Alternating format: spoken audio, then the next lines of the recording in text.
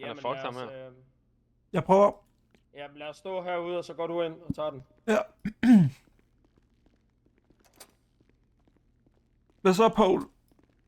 Hvem er du? Hvem jeg er? Kom lige herovre. Hvad skal jeg? Kom lige herovre.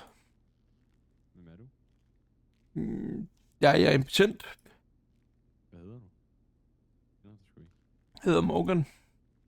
Jeg hedder heller ikke Paul. Hvad hedder du så? Ligesom jeg sagde til dine andre betjente. Miko. Okay, har du ID på det? Der er sgu ikke noget i det på mig, desværre. Jamen, vi kan jo gøre det, vi tager blod af dig jo. Blodtester, Nej, det vil jeg sgu DNA ikke. og fingerprint og... Okay.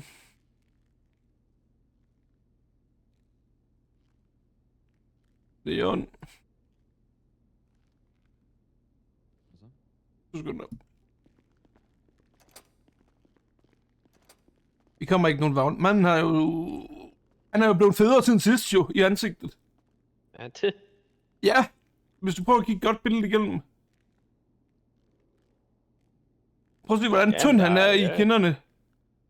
I forhold til nu. Ja, der er skidt, men det er ham. Ja, det er det 100%, men vi kan... Han begynder at snakke om, at han er en anden en. En for 65. Ja, jamen, det sagde han også ned i bilen. Vi kan jo bare sætte dem i hånden og tage et fingeraftryk. Det er ikke... Ja. Det er jo. Altså, det kan vi godt gøre. Det gør det. Ja, der er jo ikke så meget der. Så har vi ham på 3 sekunder, så kan vi også tage ham på... Dokumentforfalsk. Ja. Eller gider ikke at nægte at fremvise sin... Oplysningspligten. Ja. Har han udgivet sig for at være en anden? Migo eller noget. Milo. Ja, begge det. Han skal have alt ham her. Ja. Men... Prøv at gå ind, Gabriel, på hans profil. Så kan du virkelig se, at han er blevet federe siden sidst. Jeg vil altså lige sige noget. Fuck, hvor er du grim. Sådan der. Jeg kan lide det. Det er brillerne. Ja. Nå, jeg går det ind til mig. Det går væk. Altså, er du dum eller hvad? Og så bare for vold, jo. Han er jo Så bare et helt par væk. håndvasser på. Så kan han så have dem på resten af dagen hernede. Når vi går ud. Ja.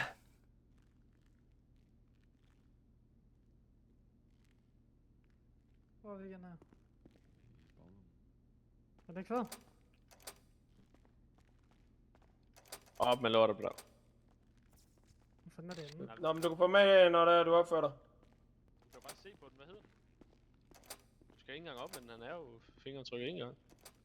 Hvis der er så lavet en bevis... Lav en... Ja, det er ham.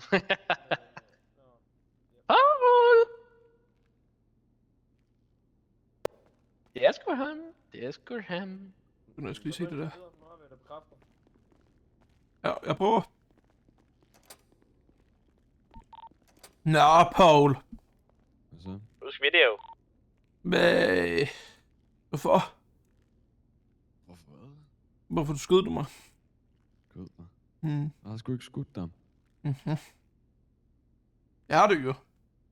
Du tog masken af, og hatten og det hele. Og du lagde en note i min lomme, hvor der står KH Paul. Der er sikkert nogen... Ja. Men hvorfor, Paul? Det er sgu ikke mig. Mhm. Der er sikkert nogen, der hader mig. Ja, det tror jeg, Aha. der er mange ude i byen. Okay, kunne du nævne nogle navne? Jeg er ikke en stikker, men ja. Men... Det var dig, Nej. Paul. Jeg er jo ikke dum.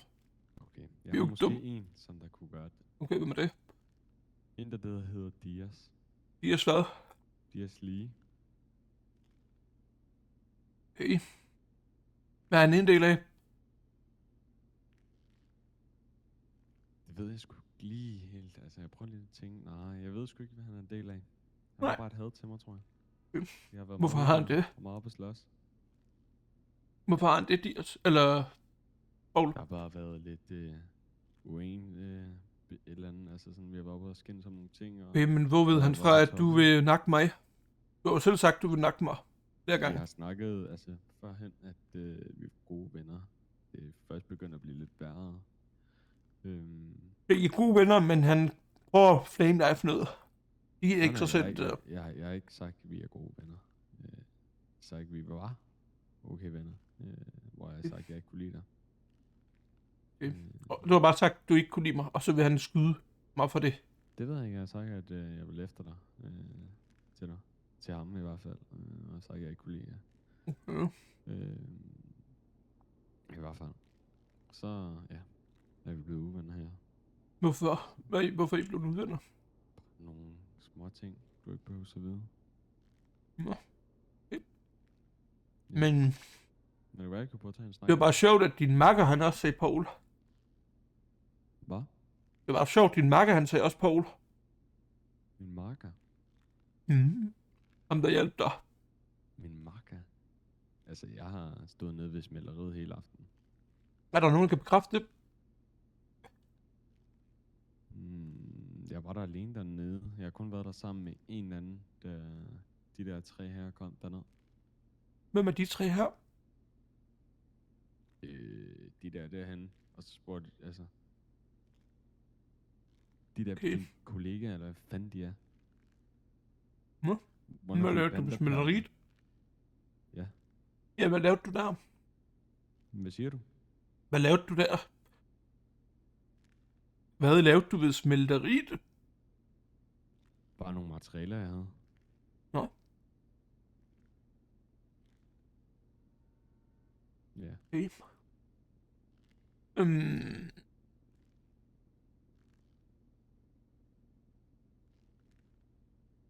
Hvad lavede du ved en 12-tiden? Og smelteriet. Jeg har været nede ved smelteriet i fucking lang tid. Okay, hvor længe? Snart 2 timer, tror jeg. Snart 2 timer. Okay, så hvornår klokken ankom du? 23... 30 deromkring, tror jeg. 23-20. Ja, deromkring. Okay. Ved du, om der er overvågning dernede? Jeg ved det ikke. Nej. Okay. Men lige to, jeg kommer tilbage til dig lige lidt, Paul. Ja.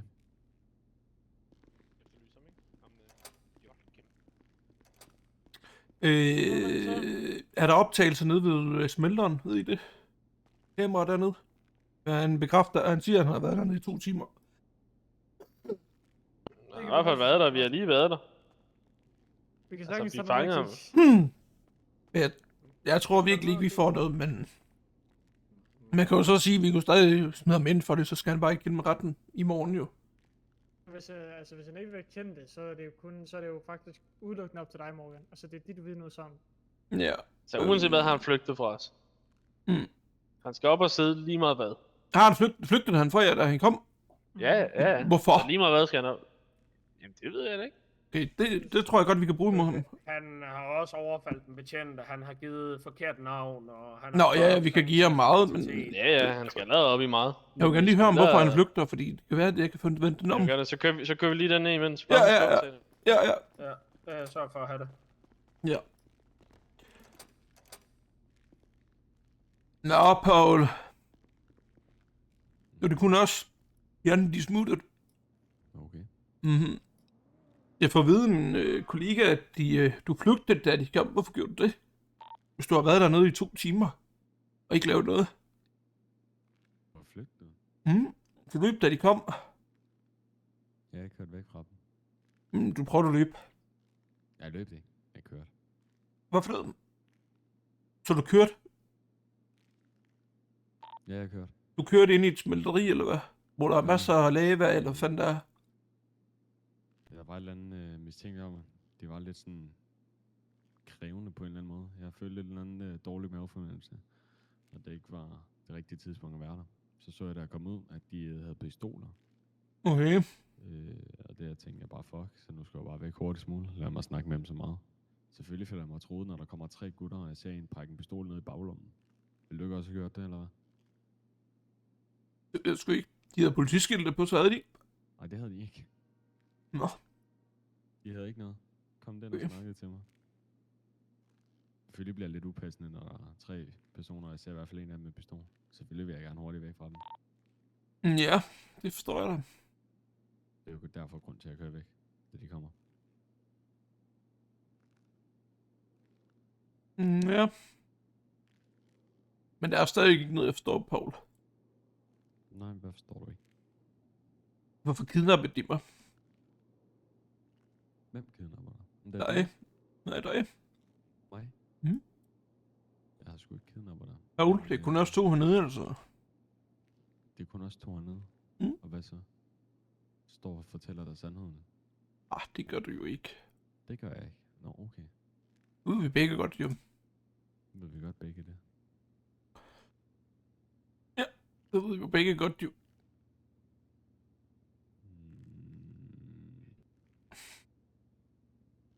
Jeg står og fortæller det. Jeg forstår og fortæller dig sandheden. Men der er bare ikke nogen, der kan bekræfte det, at du har været dernede, jo. Er der noget, der er udgavet, Dex?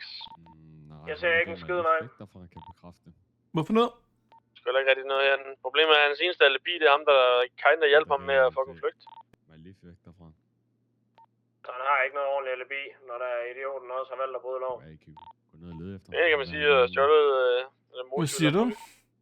Ham der gav mig lige væk derfra, kan jeg bekræfte, at jeg har været dernede. Det kunne være, at I kunne ned og høre ham, hvis han stadig er dernede. Men hvorfor hjalp han dig? Hjælp mig. Hmm? Han hjalp mig ikke. Hvad sagde du lige? Altså, jeg sagde, Du fumler meget i den. jeg fumler ikke i. Jeg sagde, du kan gå ned og høre ham ad, som der gav mig lige væk derfra. At jeg har været der. Ja, I tapper lige bilen. Jeg løber lige over den der gyde, hvor han satte ham af. Eller jeg troede, han satte ham af. Jeg sagde, Nå. Ja. Okay. Den border, I kørte i, Paul. Med mig er den. Der er ikke nogen kamera indenfor i hvert fald. bowler. Ja, en border. Sort Der er border nogen, med der tusind vil gerne. ruder. Jeg har sgu ikke kørt nogen bowler. Nej. Hvor kommer det fra? Så Det er vidt ikke jeg ved, det, havde jeg må ikke du- nogen bowler nede ved Smeltersted. Så vidt jeg ved, havde jeg en eller anden, fik jeg et lift af ham der, en eller anden, hvad fanden var det var? Det ved jeg sgu ikke, en 4-personers overfod-bilagtig. Altså, har de ikke råd til fucking kamera hernede i fucking Vakkers, eller? Faktisk regne med. Sort med tusind ruder. Grå, lille, deromkring, tror jeg. Jeg ved ikke helt huske det. Nå, jeg står i den der gyde der. Men jeg har ikke kørt nogen bowler, altså det var sådan en offroader. Nå, er det dernede? Yes, jeg kommer lige ned til, hvor du troede, han satte ham af. Okay. Nå, jamen det lyder spændende, Paul. At du lige pludselig ikke ved en ski om det. Er du en pussy, eller var der ikke tør at være ærlig? Pussy. Ja, jeg ved ikke lige helt, om jeg skulle lyve. Skulle jeg det? Skal jeg lyve? Nej, ikke, altså. Du lyver lige nu jo, så det Det gør du det vel. gør jeg jo ikke. Altså, jeg tror, Gør jeg du har jo. fået fanget den forkerte. Nej, det er ikke, Paul. Og det er sgu lidt sjovt at lave sjov med jer. Du er lidt blevet, du er da blevet federe i hovedet end siden sidst, altså. Og det er jeg ikke. Er det ikke? Nej. Jeg har bare bevæget skægget, ikke?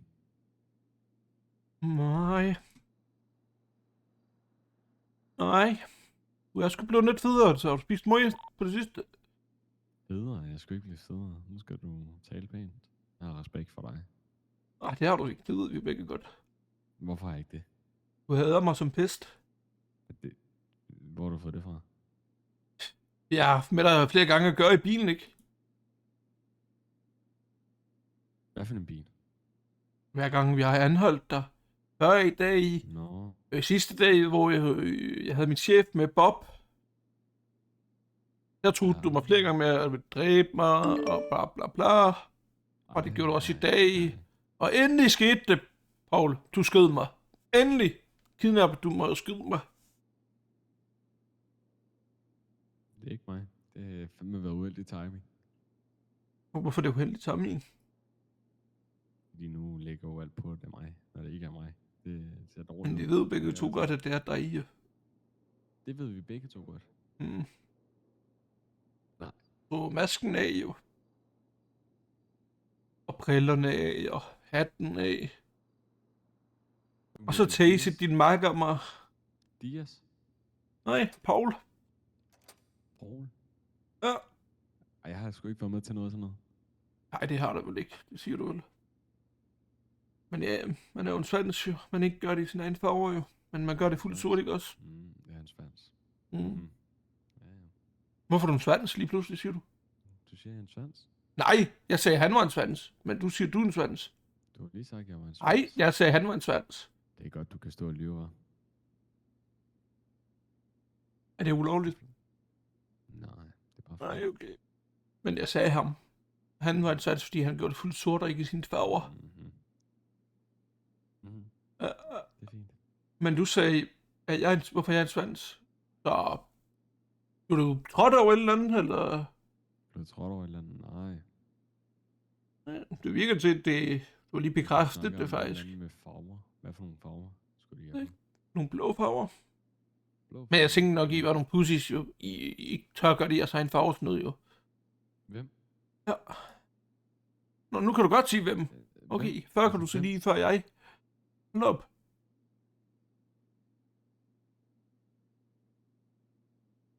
Den er ikke god, Paul. Lige bekræftet det næsten faktisk. Det var der ikke. Nej. Er det ikke street cat egentlig? At skyde en patient? Kidnap ham og skyde ham? Hvad? Er det ikke street cat eller sådan noget? Street Ja, cat? det ved jeg ikke. Det må du vide jo. Du er en del af LS13 jo.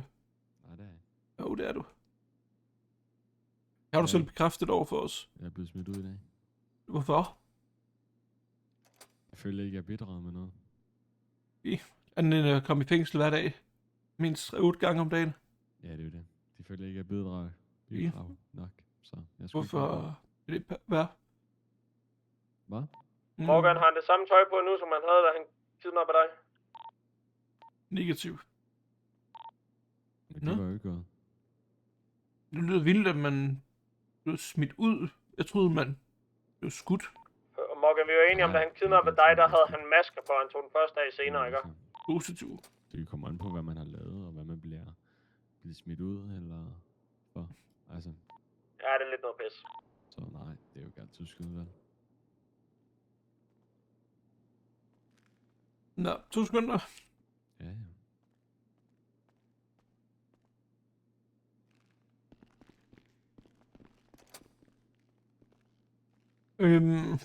Han har også på en måde bekræftet det, vil jeg sige, men vi kan bare ikke bruge det, tror jeg. Så. Fordi den er lidt indviklet. Jeg sagde, at det var pudsigt. Det var pudsigt gjort af ham, for han sagde, at det var en anden, der har gjort det selvfølgelig. Nok har gjort det, for han har et had mod ham. Han sagde, det var da pudsigt af dem, at de ikke gør det i deres egen farver, så sagde han, at vi ikke gjorde det i vores egen farver. Jeg vil sige, de har ikke noget... altså, de vil godt komme ned, men det hjælper ikke. Han havde fuldt sort tøj, men de sagde ikke rigtig noget. Kan det passe, Jack? Det var ikke møg, det var ikke møg. Okay. Nej, det var det. Nå, vi skal lave noget. Har vi beviser nede ved stedet? Fordi jeg er ret sikker på, at de kørte galt. Sikkert. Og så har vi nok farver fra bilen af, som vi kan få testet op og tjekke, hvilken model det er præcis. Med nummerpladen og det hele. Det er en stjålebil. Er det en stjålet? Ja, det ligger den. Du kan bare tjekke den beviser. Den hedder dit navn. What? Bare kom med her.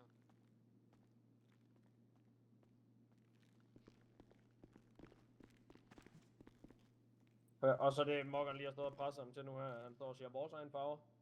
Altså, hvis der Hvad ikke står han og siger? at komme med alle de her forskellige ting, så tror jeg godt, vi kan. Og så tror jeg også godt, vi kan overbevise en dommer om, at han har en pistol. Så skal det være... Jamen altså, så skal vi have en fra Rigspolitiet til at tage den med dem. Fordi de har sådan lidt mere handlekraft med den. Selvfølgelig, ja. Ja, Men så må vi tage ham i morgen jo. Spørgsmålet Skal er vi bare, bare tage i fængsel? Hvis Nick kender sigtelserne og vil tage den i retten, hvad kan vi så rigtig til bevis? Hvad tror I dommeren vil sige, hvis det er, vi fremlægger det her? det må vi jo så tage i sagen. I hvert tilfælde, så taber vi den, og så er det det. Altså. Ja, han blev endnu i sigtet for at flygte, og bla bla bla, det ene det andet. Ja, vi tager den jo op og siger, jamen det er det her, alle de sigtelser, vi vil give ham. Blandt andet det her overfald, det her flugt, det her identitetsforfalskning og alt det, og det kommer til at holde ved lige meget hvad, så han vil Ja.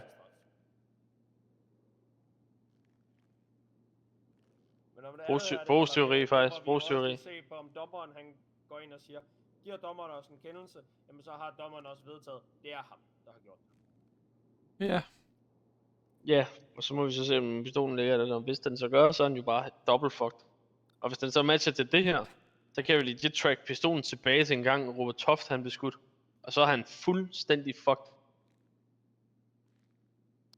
Altså, så snakker vi så, altså, så... Altså han har Ja. en, altså det er en sind, altså det er mange Der er jo vold nu også, der er brugsteori, der er flugt. Altså, det er jo nok en Har du tilføjet den på?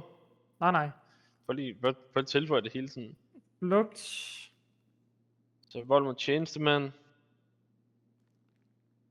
Så Hvorfor er der et unknown oplysningspligt. serienummer? Det er ikke den, der tracer tilbage. Serienummer, det er Altså, der er kun en, der hedder Jo, grov der vold mod er- tjenestemand. på en af dem. Nej, der er overfald, er der ikke?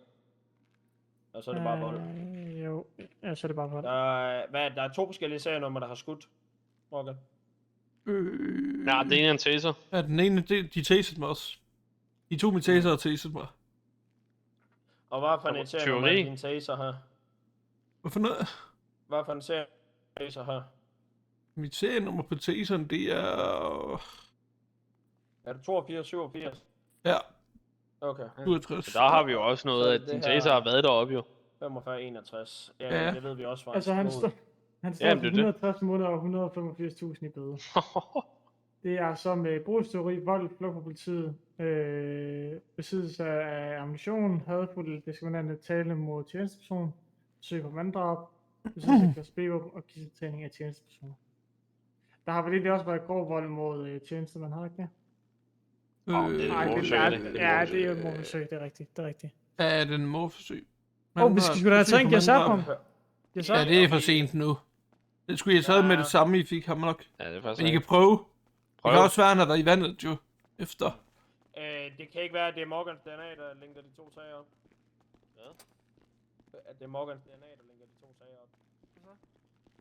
Hvad? Morgans blod, det er bindeledet mellem de 2 sager. Så om det er det her serienummer, det skal vi så lige tjekke op. Det er det. Vi har Nej, tjekket, okay. vi har tjekket Mig, det. ja, vi fandt Men det lad os få pistolen taget på den, den anden. Gesa. Så hurtigt som muligt. Jeg Jeg tager skal den, nok- Gesa. Ja, jeg går lige med, for så kan jeg sgu gerne. Selvom han er i Nu hånden hvor her. jeg fandt den der Ja. gun, jo. Hej, Hej, ven. jeg kommer lige ind her engang. Mhm. Jeg skal lige låne ind i dine fine fingre igen. her. Ja. Tak for det. Hvad siger du? Hvad siger du? Jeg tror, du var alene. Lene? Det var du så ikke. Hvad mener du? Du sagde det lige før, du var alene. De her er da lige kommet tilbage. Men, ja. Det havde jeg også sagt. Du kan jo spørge dem, hvis det er. Altså, vil du virkelig igennem alt det her for noget, som du er lige godt... noget, som du har gjort, og du ved? Gennem alt, hvad er det? Hvad er gennem alt? Ikke, fordi du tænker, du ikke kommer til at erkende. Hvad? Jeg tænker, du ikke kommer til at erkende, eller gør du det? Nej, fordi jeg har jo ikke været med til det. Nej. Altså, det er jo... Du skal bare tænke på, jo, hvis du ikke erkender, og det kommer jo selvfølgelig fra retten, og jo fordi det er sådan en stor sag,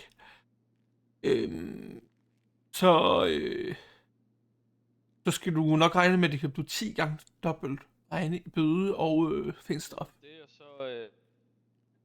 Det er an på, hvor sted dommeren er. Det er løgn. Nej, det er rigtigt.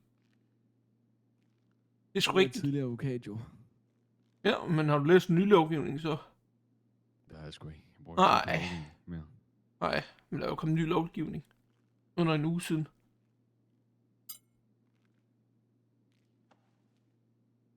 Og der står der, at dommeren, han føler for det, så kan han sagtens sætte din straf op, hvis han vil.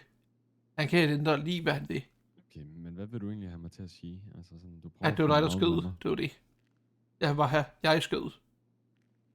Okay, du vil have, at jeg siger, at jeg skød dig, eller hvad? Det er det, du gerne vil have. Ja. Hvorfor det? I? Morgan, jeg har en ting til dig, jeg gerne vil lige sige til dig. Hvad er det? Altså en ting, min far har lært mig, ikke også? Det er, at når en stor hund bider, så skal man altid blive hårdere tilbage. Okay, hvad betyder det? Det kan du prøve at tænke lidt over. Ikke også? Kan du ikke forklare mig det? Nej. Tænker, du har en hjerne til at kan tænke. Det er jo...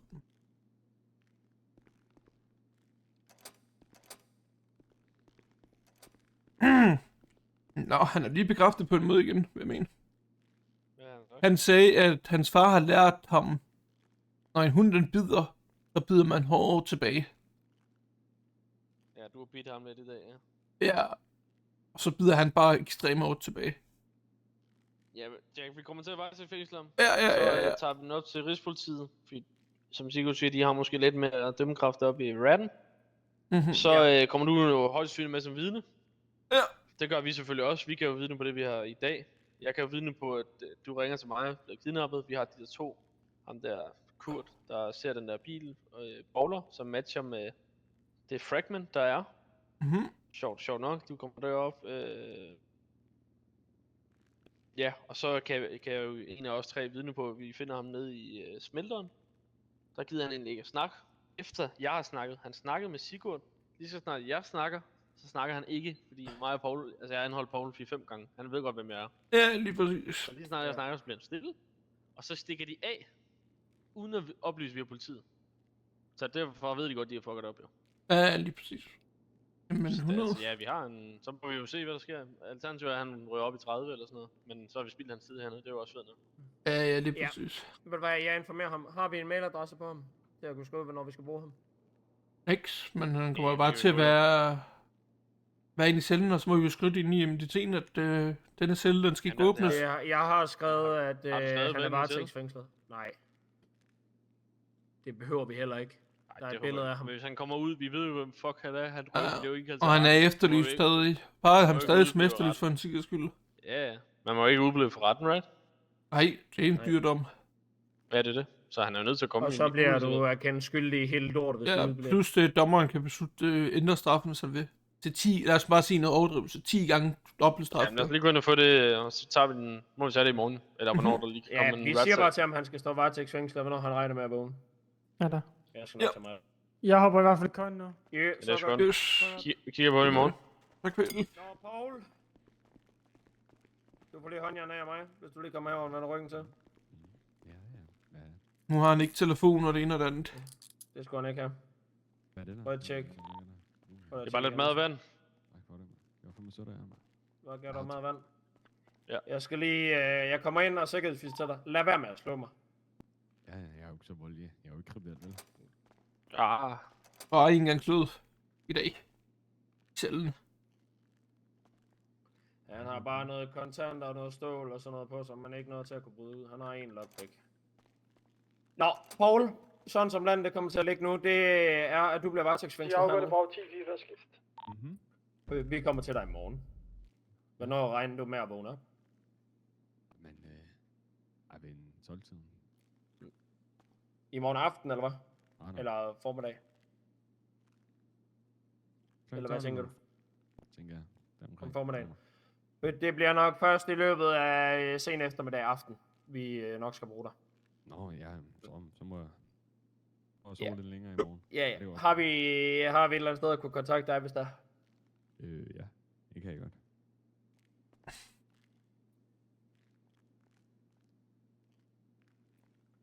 Så vi vil rigtig gerne have den, og så giver vi dig en besked, når der vi skal bruge dig.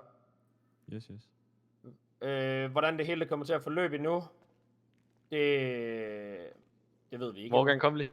Men det finder vi lige ud af i morgen, også når der er nogle andre her. Yes. Men lige meget hvad, så skal vi i hvert fald op til retten i Ja. morgen. Kig den der. Det er bare lige på at bekræfte 100% det er ham, så selvom du siger, at han er blevet tyk. Han har også den der tatovering, det har han også på sit billede. Ja. Men jeg føler bare, at han er blevet i hovedet. Jo, men ja. Men ja, 100. Samme frisyre, den er bare blevet lidt mere mørk. Han har klippet skægget. Det sagde han til mig nede i kælderen. Jeg spurgte, hvorfor han har klippet skægget. Det er fordi, du begynder at klø, sagde han. Okay. Så, altså, vi har alt. Mhm. Han er fucked, og det er fedt. Hvad nummer er det der? Det er lidt. Jeg skal lige ind i nyheder. Og jeg har den sgu altid på mig. Den der.